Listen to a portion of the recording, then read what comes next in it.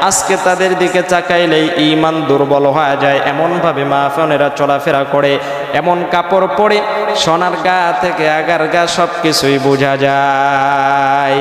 ওয়াকারনা ফি বুয়ুতিকুন্না ওয়ালা তাবাররাজনা তাবাররুজাল জাহিলিয়াতিল উলা ওয়াকিমনাস সালাতা ওয়া আতিনাজ যাকাতা ওয়া আতি'নাল্লাহা ওয়া রাসূলা।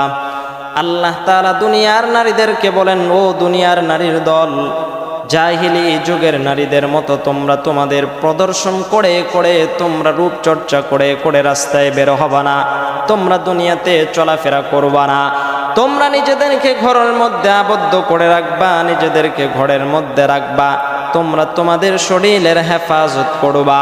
আল্লাহ তাআলা বলেন, তোমরা ঘরের মধ্যে আবদ্ধ হওয়ার পরে কি কাজ করবা?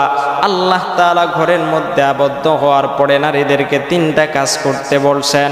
আল্লাহ তাআলা বলেন, ওয়া আকিমনাস সালাতা, এক নম্বরে ঘরে থাকার পর তোমরা নামাজ কায়েম করবা, নামাজ আদায় করবা। ওয়া আতিনাজ যাকাতা, দুই নম্বরে যদি যাকাত দেওয়ার মতো সামর্থ্য থাকে যাকাতটা আদায় করবা।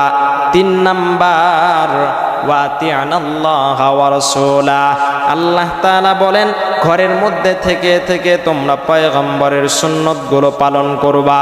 এক নম্বরে নামাজ আদায় করবা, দুই নম্বরে যাকাত, তিন নম্বরে নবীর সুন্নাহগুলো, নবীর আনুগত্য করবা ঘরের মধ্যে থেকে থেকে।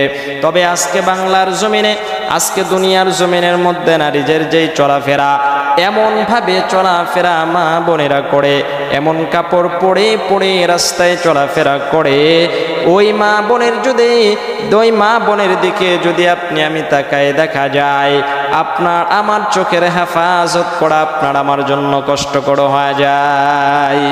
এমন ভাবে তারা আজকে চলাফেরা করে। ওই মা বোনদের দিকে যদি তাকাই, মা বোনদের দিকে তাকাইলেই আজকে চোখের জানা হয়ে যায়, আজকে তাদের দিকে তাকাইলেই ঈমান দুর্বল হয়ে যায়। এমন ভাবে মা বোনেরা চলাফেরা করে, এমন কাপড় পরে সোনার গা থেকে আগার গা সবকিছুই বোঝা যায়।